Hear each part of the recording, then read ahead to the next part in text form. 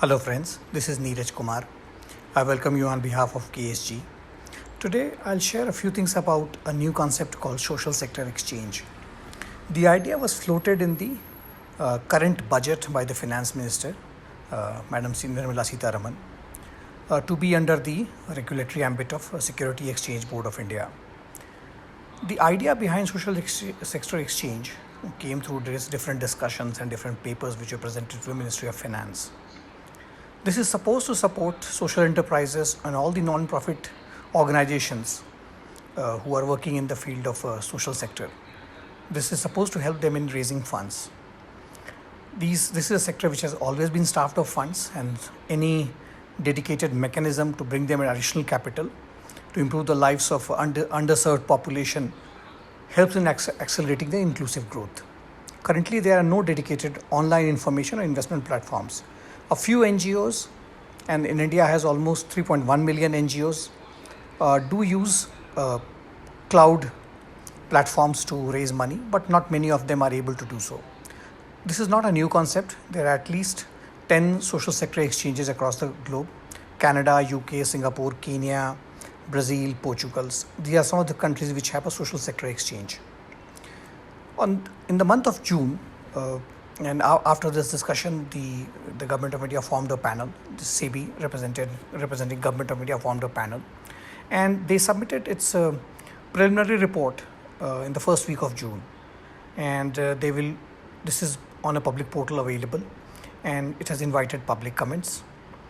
And after the comments, then it will go back to the drawing board and come out with its final recommendations.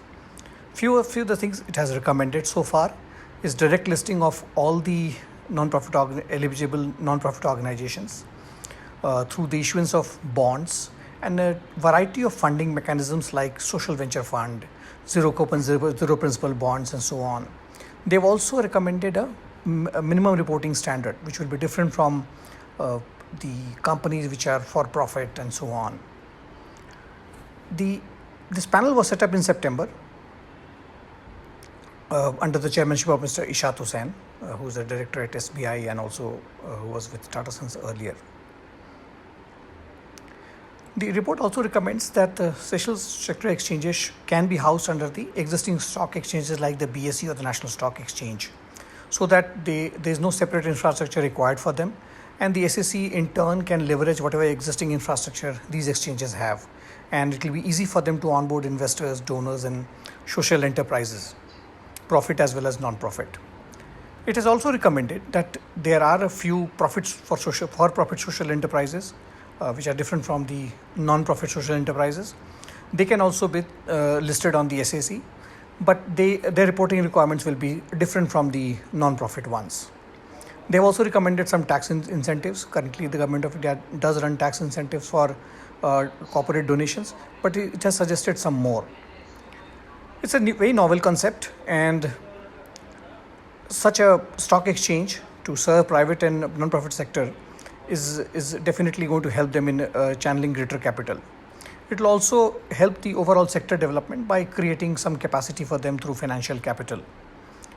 It is said that India needs a significant amount of capital, which is named as patient capital, because this is for a long term. It doesn't yield high returns, and this is for a different purpose, to repair and rebuild those livelihoods which are the bedrocks of our economy. It has also looked at the COVID and recommended that some of these steps will also help the people who are impacted economically by COVID. Conventional capital, which prioritizes financial returns, which is most of the corporates take help of, will not be able to carry this burden by itself. Social capital is more suited for this role.